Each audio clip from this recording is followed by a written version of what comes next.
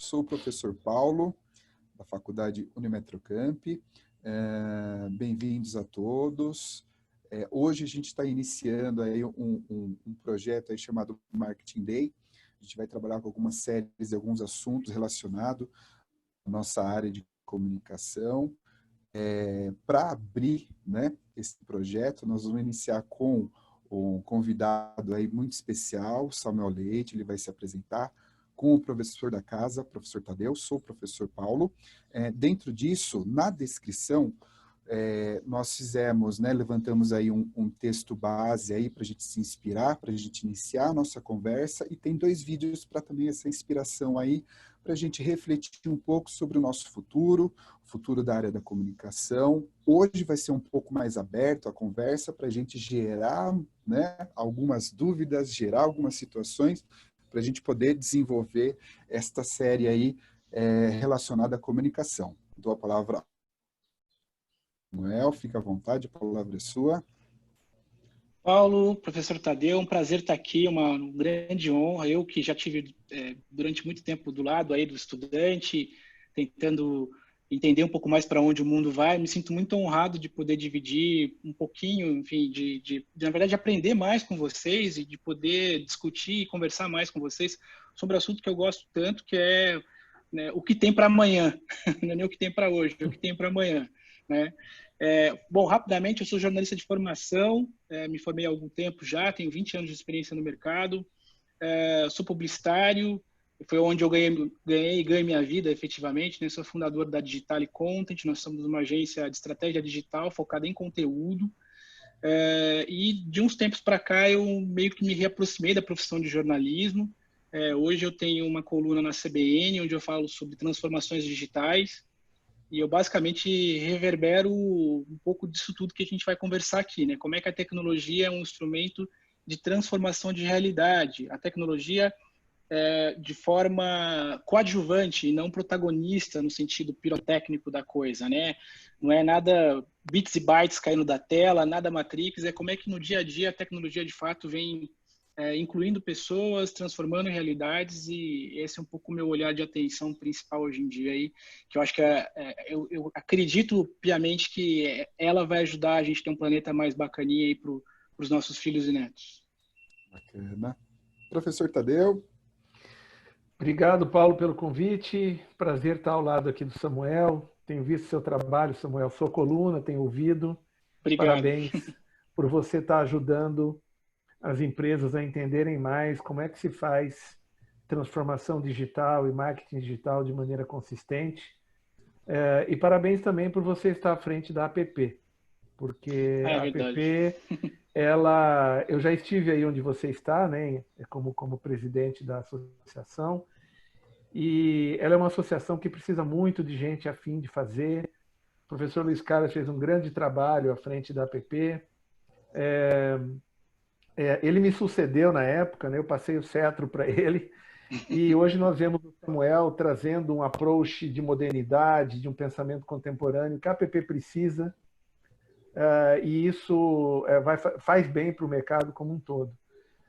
Bom, gente, eu também sou publicitário, estou há bastante tempo atuando no mercado, ainda atuo, hoje com uma divisão na minha vida em termos de timing bastante equilibrado com a vida acadêmica, como docente de diferentes instituições, entre elas a Unimetrocamp, com quem eu divido, né, com o professor Paulo lá, né, a honra de fazer parte do time do Luiz.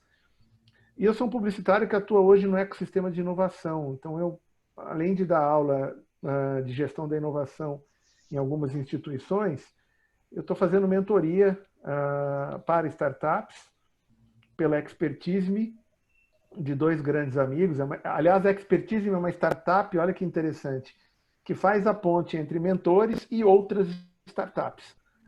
Foi uma grande ideia do Bruno e do Guilherme, e se eles assistirem esse vídeo, eles vão ficar felizes pela situação. E também faço consultoria para empresas nessa área relacionada à cultura de inovação, tanto pela Inova Consulting, como também pela minha empresa. Então, eu acho bem bolado, legal a gente poder conversar com essas expertises complementares desse time que o Paulo trouxe para cá. Também, Samuel, vou aprender um pouquinho contigo aqui, como tenho aprendido na sua coluna. Então, Paulo, por favor, como disse o Samuel, tente nos controlar aí, porque a gente tem... Opa, um assunto tão É isso bom, aí. né? Bom, também vou fazer uma apresentação. Eu também atuo já há 15 anos na área de marketing, na área de gestão de negócios. Hoje eu sou cofundador da Pilares, desenvolvimento de negócios. Então, desde a área de empreendedorismo, pequenas e médias empresas, na área de comunicação, na área de gestão de pessoas, né? A gente fala que a gente transforma pessoas e negócios, né? A minha sócia, ela é psicóloga, então ela tem esse viés também, por isso que a gente abriu, né? Ela nasceu, a Pilares, né? É uma das bases, né? A gente juntou duas empresas, né? Pilares e a Mimoclick, que era a minha antiga empresa de marketing estratégico, e com muito amor, hoje eu estou comemorando 10 anos também na área acadêmica, na área de marketing, empreendedorismo, né? É a minha paixão, né? Caí de paraquedas, mas me tornei um apaixonado pela área acadêmica, né? Ou para outras histórias, né? A gente poderia fazer até uma live contando as histórias nossas, né? Como professor, né? É legal isso, né? Saber como a gente chegou a nossa vida aí, né? Trazer essa experiência, né? Bom, agora vamos entrar agora no nosso tema, nossa abertura aí do Marketing Day, né? Unimetrocamp. Na descrição, deixei aí as inspirações para a gente iniciar.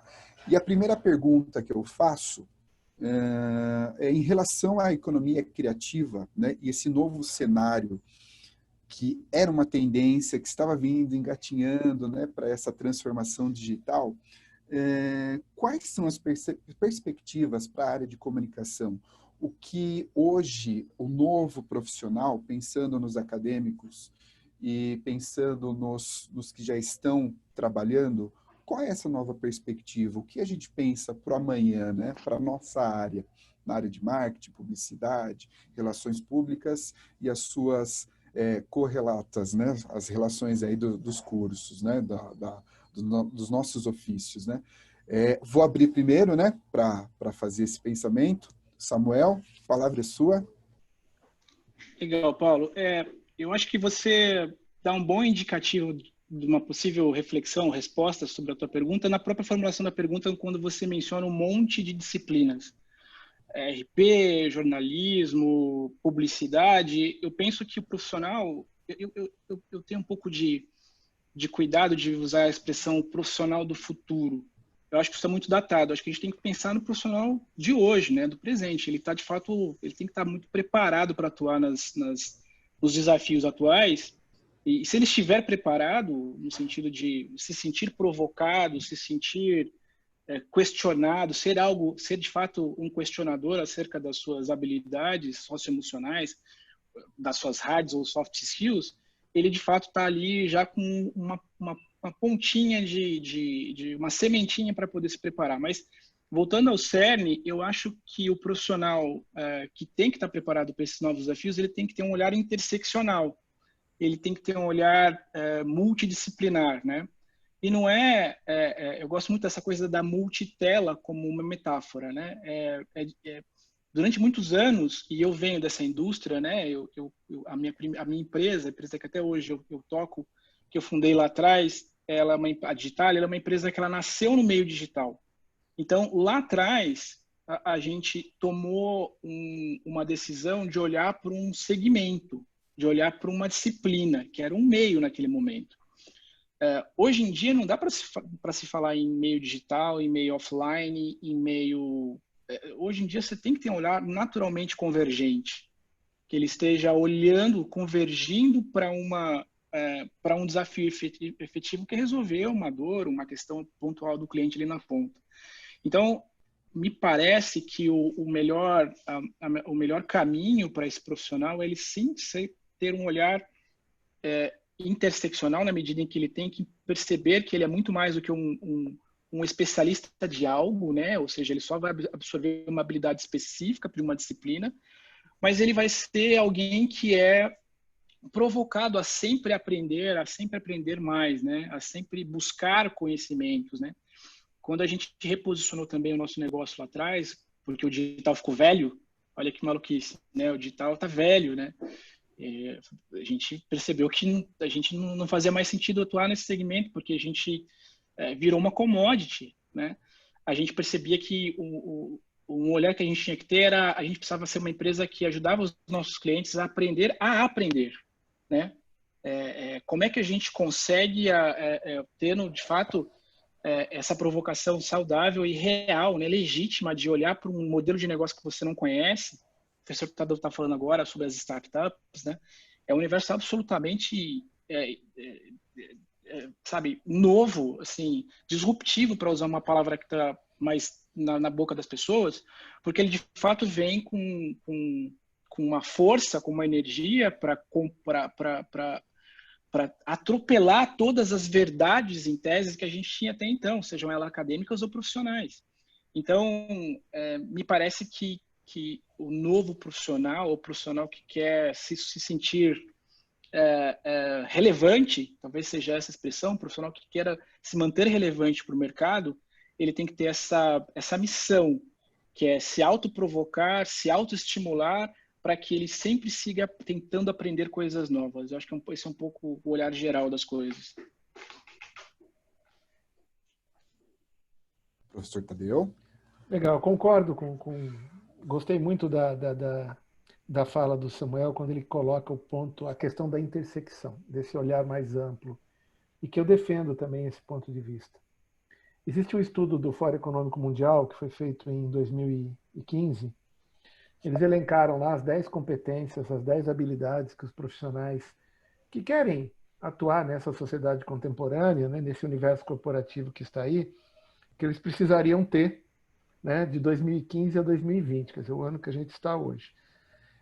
Independentemente do momento pandêmico que nós estamos vivendo, todas aquelas habilidades se mantêm.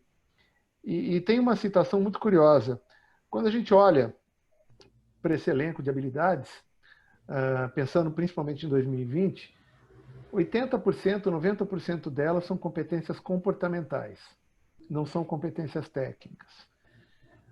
Em 2015, ocupando a 10ª posição, estava uma palavrinha que eu sei que a gente vai falar mais vezes aqui, que é criatividade. Em 2020, o estudo do Fórum Econômico Mundial aponta a criatividade como a habilidade, a terceira habilidade que será mais exigida nos processos de seleção, e os alunos que estão aqui, que irão nos ouvir, e as pessoas que estão querendo entrar no mercado, têm que ter isso em mente. E complementando o que o Samuel falou, essas pessoas não devem ver tecnologia como um fim em si mesma, e sim como um meio de gerar resultado, conexão e um mundo melhor, né? Veja que coisa interessante, de 10 competências, a gente está falando em 80%, 90% são questões comportamentais. Portanto, isso provoca uma reflexão que até que ponto os modelos pedagógicos e os cursos que estão aí estão prontos para agregar, além da habilidade técnica, que ele vai ter que continuar aprendendo, porque é o dia a dia dele. Só que, veja, eu pego esse profissional e coloco para trabalhar em time. Se ele não tem habilidade de trabalhar em time, ele pode ser muito bom, mas ele vai acabar causando um clima, um ambiente que talvez não seja interessante para aquele grupo.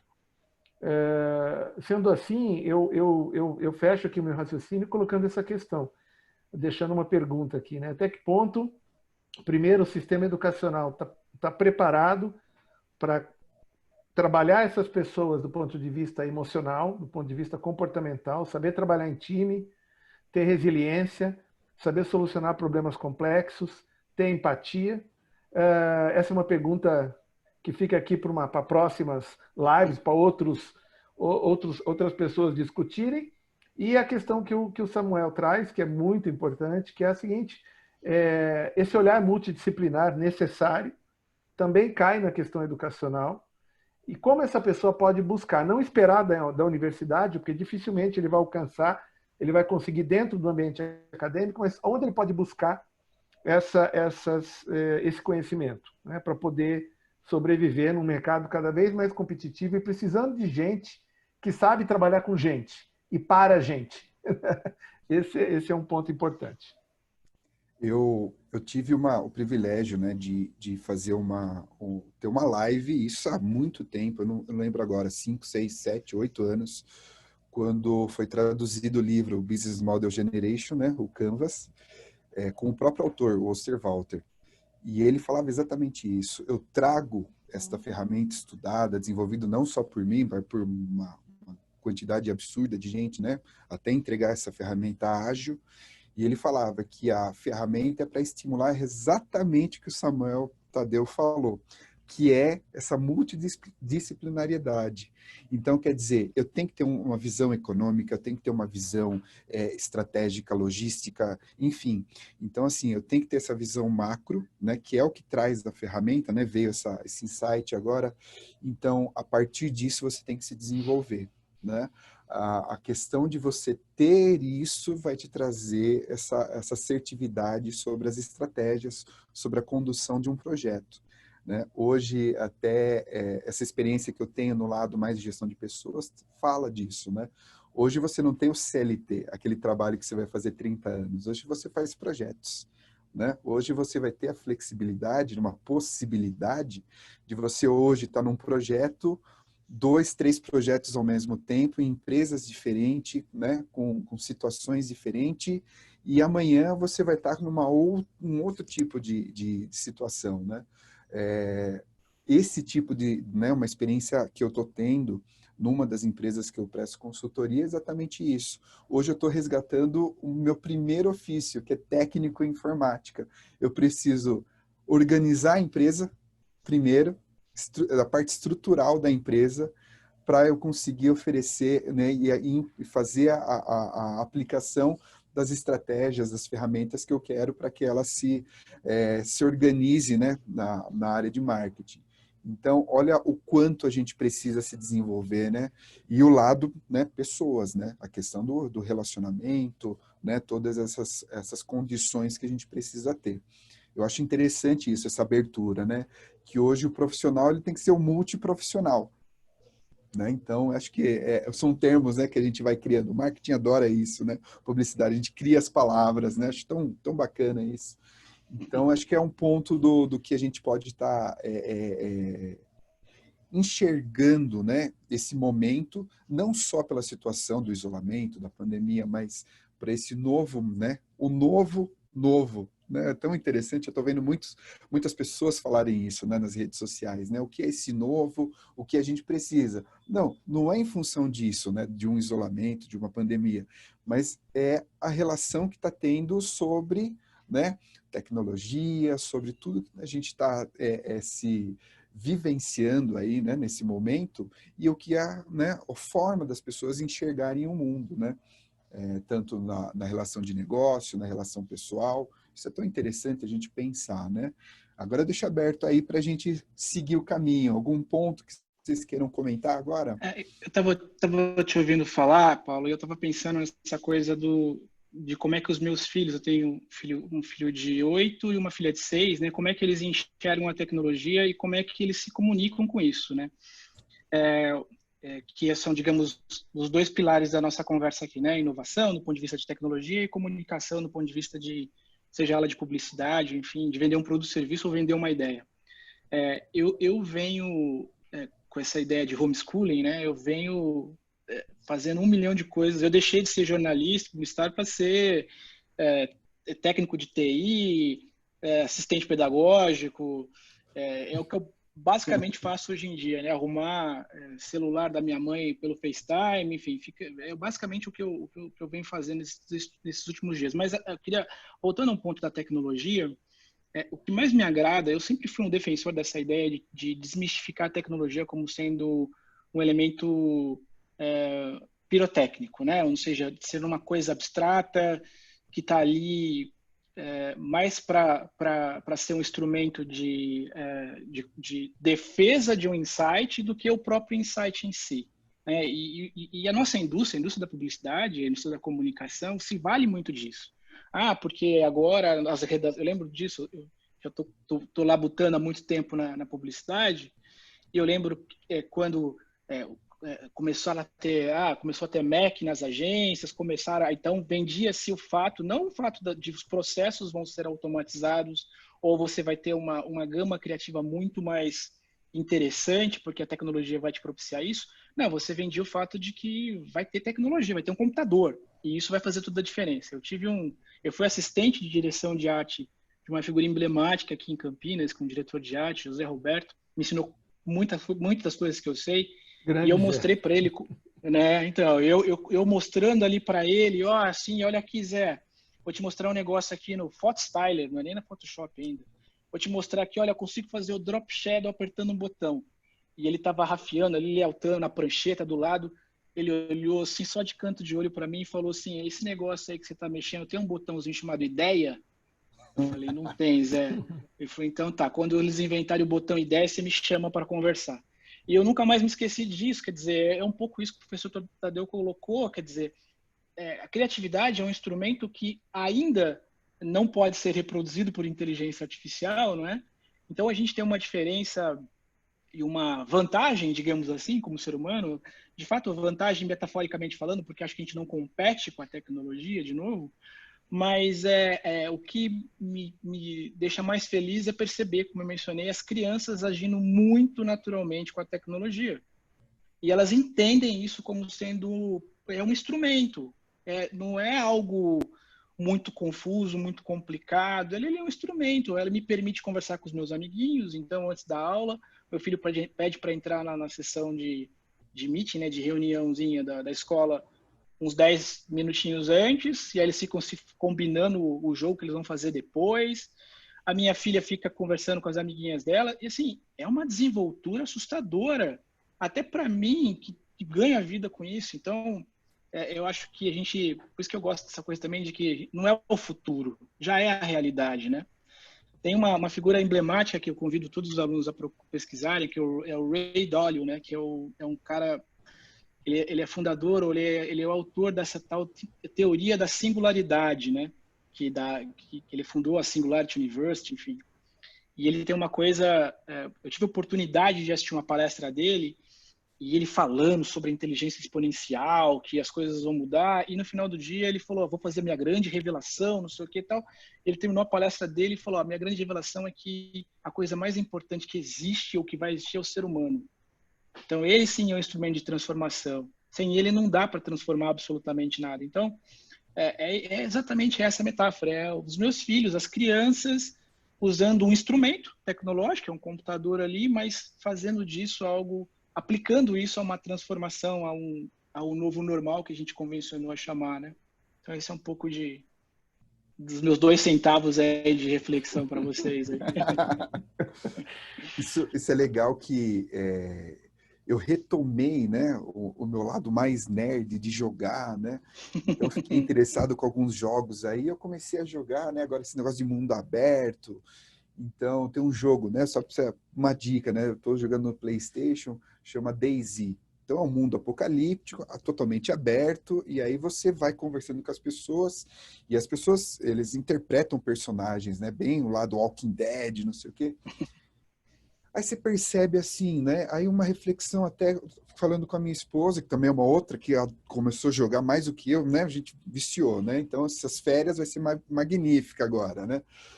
Aí a gente percebe assim o quanto existe socialização nessas comunidades, né? As pessoas não deixaram, né? Por causa da tecnologia, por ficar mais em casa, tudo não deixaram de socializar. Né? A questão da tecnologia é mais uma ferramenta de humanização, né? Então, assim, há um tempo atrás eu não falaria isso. Eu falo, nossa, está tendo um distanciamento.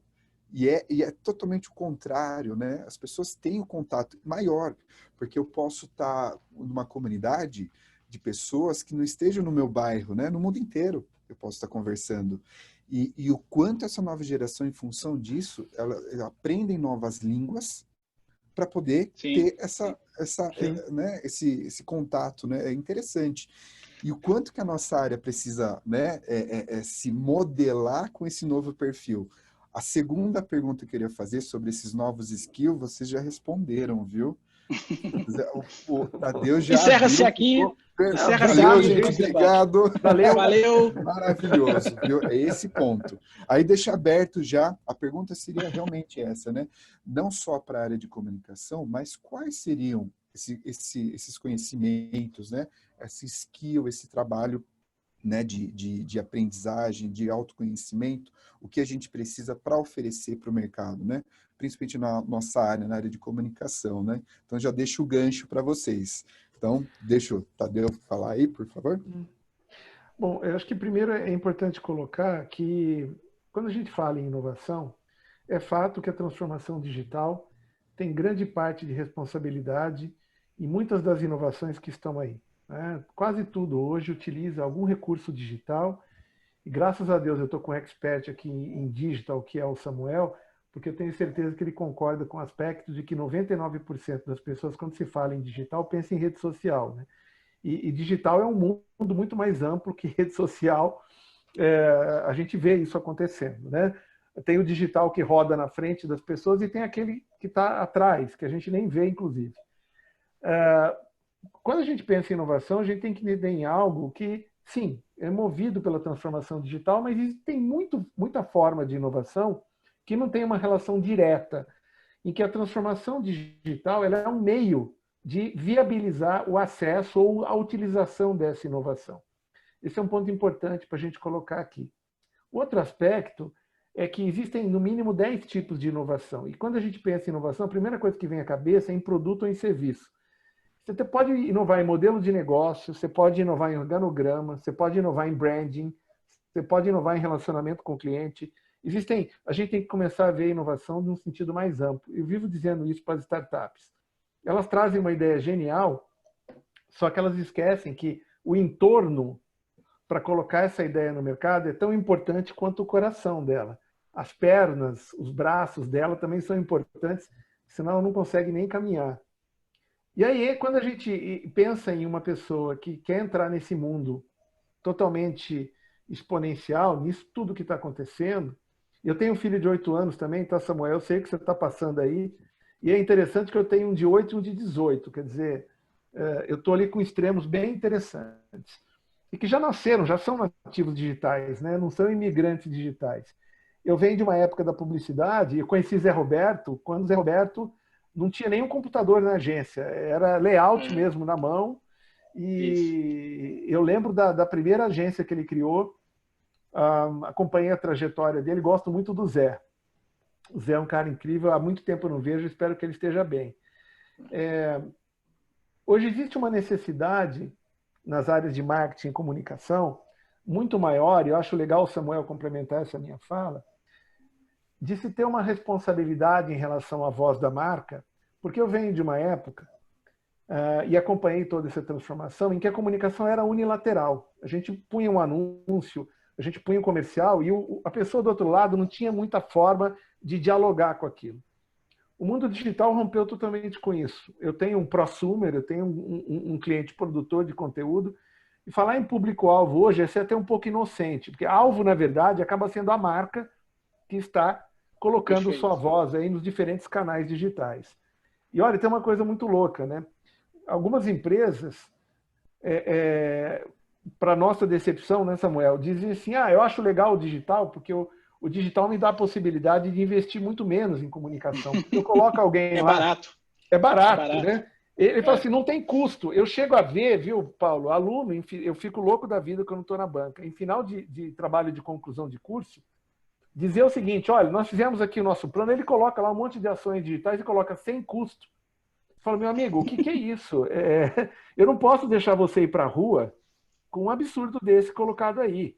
Então, assim, eles colocam para ficar fazendo gestão de conteúdo ou outras funções dentro de empresas, sendo da economia criativa ou não, pessoas que não conhecem sequer as definições de marca daquela empresa. Ele não viu o plano de branding, até porque muita empresa nem tem um plano de branding. Então, ele começa a interagir com os clientes dessa empresa sem saber o que dizer. São pessoas que às vezes nem sabem escrever, estão representando uma marca. Então, assim, o primeiro ponto que o digital traz é um empoderamento que não está sendo bem conduzido pelas organizações. Eu sou o primeiro a dizer, viu, Samuel, para as empresas, contrate uma empresa profissional para te ajudar nesse aspecto. Se você tentar fazer isso dentro de casa, isso pode ser um tiro no seu pé. E o que é pior, eles colocam fazendo isso pessoas que ganham menos, que conhecem muito mal a empresa, e tem um turnover, uma troca absurda dessas pessoas. Não é culpa necessariamente delas. Elas estão no lugar errado e, às vezes, na hora errada. Então, assim, eu acho que é preciso entender que as áreas de marketing, se ficaram felizes com a possibilidade de equivocadamente acharem que agora eu não vou investir nada porque não tem custo, é barato, né, Samuel? Que você colocou aí. Pioram ainda mais a situação quando colocam na sua linha de frente pessoas que não receberam desta empresa a mínima informação para poder fazer uma gestão da presença digital dessa marca. Então, a área de comunicação passa por um período bastante tenso, bastante complexo, de, primeiro, eu consigo fazer em casa mais do que eu fazia antes. Antes eu precisava de uma empresa de comunicação. Ela não demora para perceber que ela vai precisar da empresa de comunicação para fazer esse trabalho, um trabalho conjunto. Trabalhar em conjunto com ela. Esse é um ponto importante e eu quero convidar o Samuel para fazer uma reflexão também a respeito para as pessoas que estão nos ouvindo, porque isso é importante tanto para o aluno que está deixando o curso superior, como também para esse empresário que eventualmente está ouvindo essa série, para que ele coloque a mão na consciência e fale assim, e aqui não tem jabá não, tá, gente? Nem eu nem Samuel estamos aqui para necessariamente nos vender, não tem nada disso. O que nós estamos fazendo aqui é um trabalho de conscientização para você lá na frente não se arrepender. Então, Samuel, está contigo aí a deixa. Professor, eu adorei a metáfora de que quem é alvo é o cliente. É exatamente isso, foi perfeito. Porque no final do dia é isso que acaba acontecendo, né? Hoje em dia, com essa coisa de você dar voz, dessa coisa do broadcast yourself, né? Você mesmo é uma distribuição de você é um veículo, né? Efetivamente, tem muita gente que tem mais presença digital do que muitos grandes veículos de comunicação. Sim. Então, isso deu uma outra magnitude para essa história toda. E aí o que eu gosto desse novo olhar é que, de fato, se a marca não toma partido, falando um pouquinho mais agora sobre, talvez até marketing de causa, que é um pouco... A Digital é uma empresa especializada em marketing de causa, né, efetivamente. A gente, lá atrás, quando a gente fez o reposicionamento, a gente entendeu que a gente ia trabalhar com conteúdo focado com um olhar de causa para as marcas, né? Foi isso que a gente reposicionou, e é isso que a gente faz hoje para algumas marcas.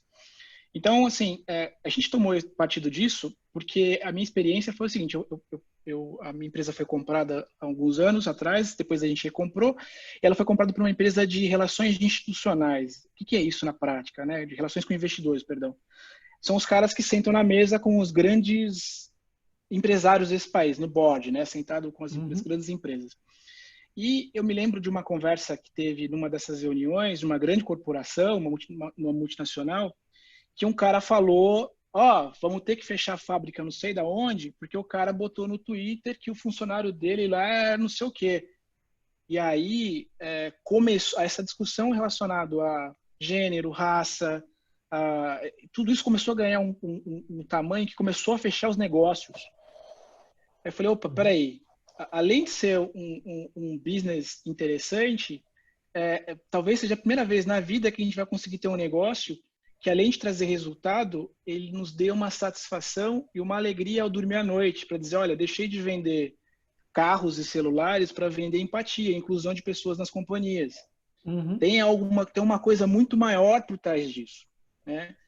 E foi aí que a gente resolveu se reposicionar, e eu estou contando essa história toda para entrar nessa coisa do walk the talk, né? De falar aquilo que você prega, né?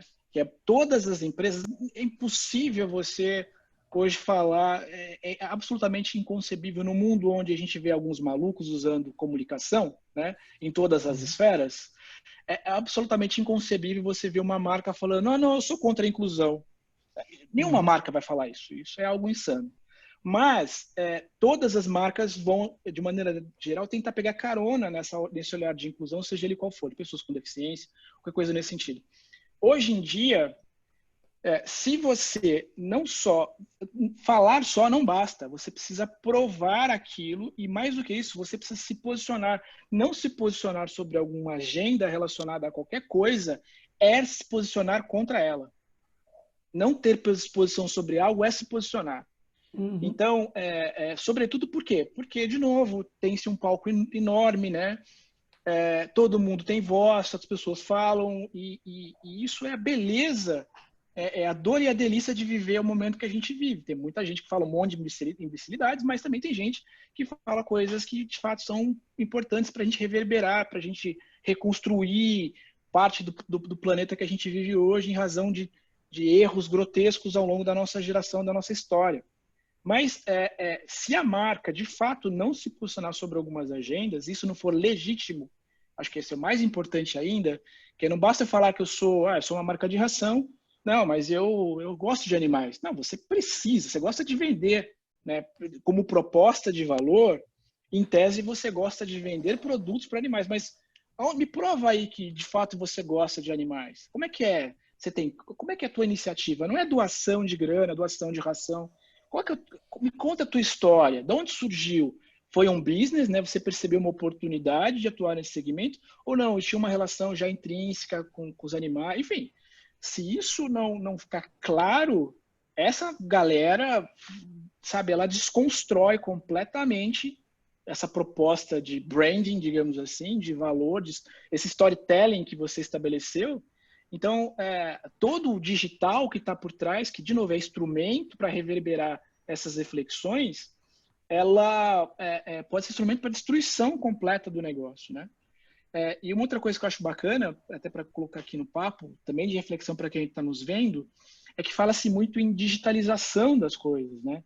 Sobretudo quando você pensa em empresas que querem ter um olhar mais conectado, digamos assim. Em tese, o digitalizado é algo que eu vou pegar um processo que ele já funciona no mundo real e vou estabelecer uma interface, uma camada digital para ele. Ou seja, ele não nasceu no mundo digital, ele não foi pensado no modelo digital, ele foi digitalizado. Então, dar um exemplo claro, lá atrás o livro virtual, que era um PDF que você apertava, virava uma página. Isso é digitalizado, não faz o menor sentido, né? Um processo de construção nativamente digital para esse procedimento é algo que é analógico, que é, por exemplo, o livro virtual, o audiobook. O audiobook é analógico por si só, ele vem antes do digital, mas ele tem ali na sua característica instrumentos compatíveis com o meio que a gente vive hoje. O podcast é um pouco disso, né? Você quer coisa mais velha do que podcast, né? Então, e assim, e todo mundo vende isso como sendo a coisa mais moderna do mundo, eu inclusive, mas é porque é a aplicação no final do dia que é o mais importante. Então, assim, de novo, as minhas reflexões aqui são essas, acho que a gente precisa, e é um pouco do meu dia a dia aqui na empresa, ajudar as marcas a perceberem a importância legítima desse discurso de como me posiciono em relação às diversas agendas. Você não pode ignorar, uma coisa é você pessoa física, o fundador da companhia e tudo mais, enfim, você não pode ignorar algumas dessas agendas, outra coisa é a tua marca, como é que ela se posiciona acerca desses temas. Pintar logo para falar de orgulho LGBT não resolve. Qual que é, de fato, a tua iniciativa dentro desse segmento? Como é que você trata? Você tem um programa de acolhimento para esse público, caso você perceba que alguma dessas pessoas tiveram algum problema na companhia, sofreram preconceito, existe um trabalho ali de acolhimento? Quais são as iniciativas que de fato você trabalha para essa agenda, né? Inclusão de pessoas com deficiência não é cota, né? Como é que você inclui essas pessoas? O meu editor de podcast é uma pessoa deficiente visual, é um cego. Por quê? Porque, de fato, ele é um dos caras mais incríveis para fazer algumas edições, porque ele tem uma habilidade que a própria deficiência dele lhe permitiu. Um abraço, Scalabrini, aí, que deve estar vai nos ouvir depois que eu mandar o link para ele, né? E é isso no final, assim, quais são de novo, você pratica aquilo que você fala, né? Então, isso é um pouco as minhas reflexões aí. Tem uma frase muito legal, Paulo e Samuel, que é comunicar o que somos e ser o que comunicamos, né? Eu acho que o grande ponto é essa segunda parte da frase, ser o que comunicamos, que deve vir antes da comunicação, porque é o que o Samuel acabou de colocar. Algumas empresas querem criar apenas uma fachada, e essa fachada é frágil. né? Ela é uma vidraça que quem vê primeiro, inclusive, que é uma fachada, é quem trabalha lá dentro. E essa pessoa é uma pessoa que também tem sua rede social, que tem seus canais, que tem a sua interação, e ela começa a desconstruir essa imagem de dentro para fora. É uma metástase isso, né? Não tem jeito. E não há campanha publicitária, ou ação, ou dinheiro que consiga curar isso. Não tem jeito. Então, eu acho que para você ser uma empresa que comunica boas coisas, primeiro você tem que genuinamente, e o Samuel coloca essa questão da autenticidade, isso tem que começar dentro de casa. Eu falo para os meus alunos, né, às vezes, eu acho interessante, e esse exemplo acho que cabe bem aqui, né? O aluno ele quer sair do curso com uma formação excelente, mas quando ele precisa ser autêntico com relação ao trabalho que ele fez, ele não consegue ser. E aí ele tira uma nota baixa. E aí ele questiona a instituição e a escola. E aí eu digo a ele, que mensagem eu, como professor, te passaria se eu desse a nota que você almejou quando você copiou esse trabalho?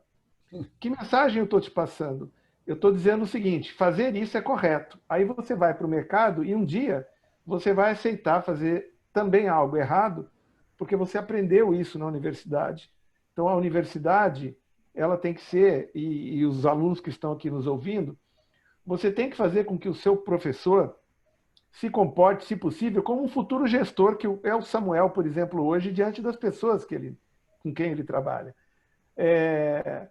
Uma vez um aluno que tentou burlar uma prova, essa frase não é minha, tá? Eu com justiça vou colocar, eu ouvi de alguém, e para mim é um autor anônimo, mas ele foi muito criativo. Ele me perguntou, Tadeu, o que vai cair na prova? Eu falei, só autoestima. Brincadeiras à parte, no fundo, o aluno, eu falei, vocês têm que entrar na sala de aula para ser desafiados, porque o mercado vai fazer isso com você quando você chegar lá. Na porta da Digital deve bater muita gente querendo trabalhar com o Samuel. Eu tenho certeza que o Samuel vai fazer um processo de seleção para colocar gente no qual ele confia, que vai dar sequência no nome que ele construiu, a empresa dele. Então, ele não vai colocar isso na mão de qualquer um. Então, o aluno tem que entrar na sala de aula exigindo, sim, que o professor entregue para ele e o desafie.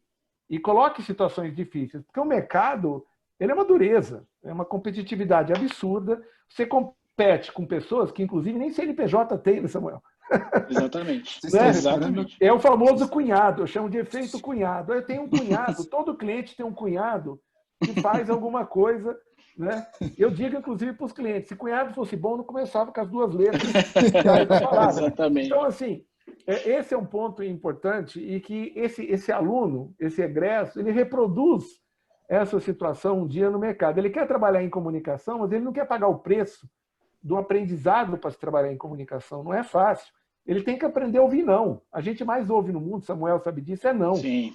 O cara fala, cara, obrigado, mas tem mais 8 propostas aqui e a sua não chegou. Fazem leilão com a gente. O sujeito pega e fala, seu trabalho é magnífico, mas o seu preço... Aí ele diz assim, ficaram 2 empresas para a final. Aí ele começa a te apertar em preço. Every fucking day a gente participa disso, de concorrência. Então, assim, o que acontece? Essa discussão sobre esse novo mundo que está aí passa por uma pessoa, por pessoas que tenham ainda pilares que são muito antigos e que estavam lá, que é caráter, né? Essa questão de você ser uma pessoa correta. E se à frente daquela empresa X tem alguém que não tem isso, fatalmente ele vai permitir, né, Samuel, que a empresa faça isso que você falou, que foi genial, né? Não adianta a empresa pintar logo com as cores, né, do movimento... Do orgulho LGBT. Exatamente. Não adianta. E se lá na prática, na prática isso não acontece. Então, isso. Mas esse problema, Paulo, começa na formação dessa pessoa. Então, eu reitero a importância de todos que estão nos ouvindo entenderem que, quando eu falei lá atrás em competência comportamental, é algo que você precisa começar a trabalhar já, porque o mercado vai cobrar isso. Show de bola. Vocês perceberam que o meu cenário diminuiu a luz, né? Estou aqui fora né? Você está em Campos do Jordão, né, Paulo? Estou em Campos do Você está Jordão, comemorando né? o seu aniversário de casamento. Daqui a pouco Casamento, você um vai começar a ano. ser cobrado pela sua sócia barra esposa, que está Barra esposa, longe. perfeito. O vinho está quase pronto aí. Enfim. Tá tudo engatilhado. A experiência, né? A gente juntou, né? Nossa, uma situação tão, né, agradável, feliz, assim, de comemorando nosso 1 ano de casamento aí. E nós estamos vindo aqui em questão de trabalho também, né? Sim, Algumas estou trabalhando. empresas, por essa situação de se transformar e se reinventar, né, nos chamou aqui, então a gente aproveitou também. Nossa, foi perfeito, sabe? Encaixou tudo. Então, eu estou num lugar aqui chamado Café e Poesia, que é uma pousada feita totalmente de container. Então, é uma proposta super diferente, tudo muito legal. Estou aqui fora, mas, né, aí o cenário começou a escurecer, né? Então, desculpa se eu estou aqui numa escuridão aqui. Mas acho muito interessante a gente ter colocado esse ponto. Eu acho que um ponto que eu achei bem interessante na fala que vocês tiveram é a questão, assim, mais importante de que todo o fireworks, né, que o digital, a internet, a tecnologia faz, o planejamento básico muito bem feito, né? Ter uma base, né, e ter uma causa. Acho muito, gostei muito disso. Acho que eu vou levar isso agora para a minha vida, para a experiência profissional aí. Para a gente fechar esse ciclo, né, para o formato de YouTube, até pela experiência, quanto mais enxuto a gente trabalhar, acho que tem maior impacto. Para a gente fechar, dentro desses dois momentos que a gente teve aí, né, em uma frase, se vocês fossem definir aí em uma frase a questão sobre esse movimento que a gente trouxe dentro, vocês poderiam falar tanto para o público, né, da comunicação aí, uma frase sobre o que fazer, ou o que ser, ou como se comportar, né? Acho que é uma dificuldade, mas em uma frase, o que a gente poderia transmitir para eles, para o nosso ouvinte, para o nosso público que está assistindo? Samuel, quer iniciar? Pode ser. Na verdade, é difícil, hein? Difícil. Eu diria assim, eu acho que vou dar duas frases aqui, na verdade. Três frases, olha só, meu poder de síntese, somado à minha capacidade de prolixia, é algo sobre-humano. Eu acho assim, primeira coisa bacana que eu aprendi é que a gente tem que fazer a coisa certa sempre, assim, sabe? Tem que fazer a coisa certa. A coisa certa não é só a questão do caráter, que isso é meio óbvio, né? De fazer as coisas que, de fato, que são éticas, que são bacanas, mas mais do que isso, acho que você tem que buscar aquilo que você entende como sendo algo que te toca de verdade, sabia? Sabe? Acho que é muito isso, assim.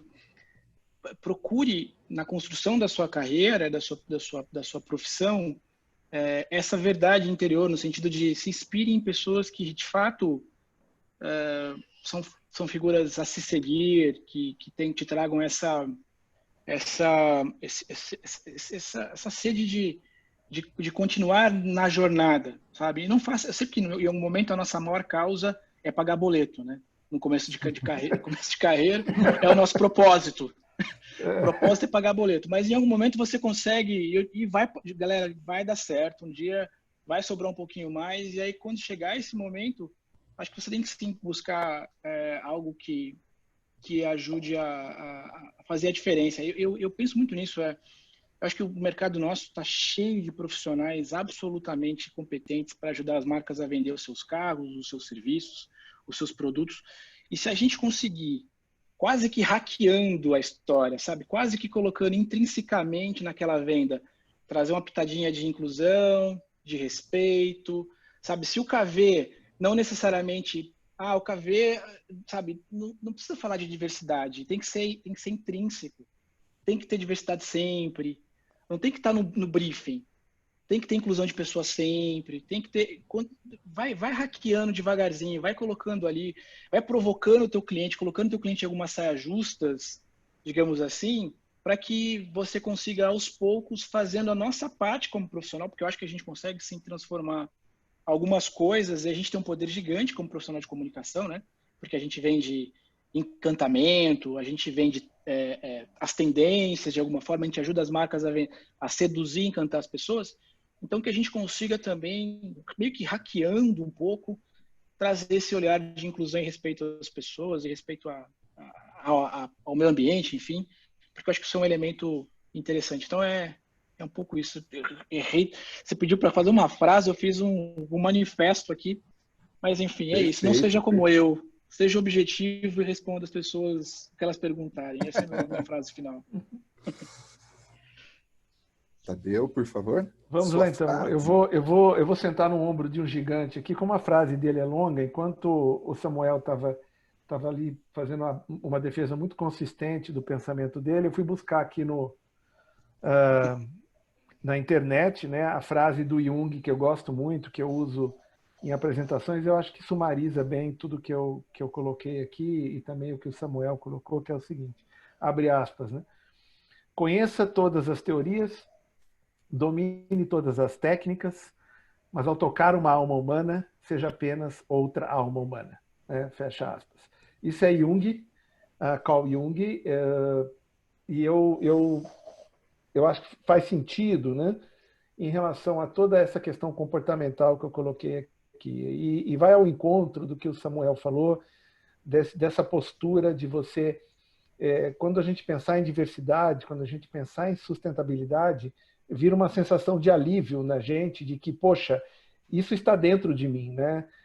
Não é algo necessariamente que eu preciso dizer, as pessoas já perceberam que eu sou assim. E que a comunicação vai me ajudar a colocar isso para o mercado como um exemplo a ser seguido, mas não de uma maneira, olha, eu tenho, até a forma é muito legal de colocar. É uma maneira de dizer que as pessoas percebem claramente que aquilo não é forçado. Aquilo é, na verdade, algo que é uma prática intrínseca dessa organização.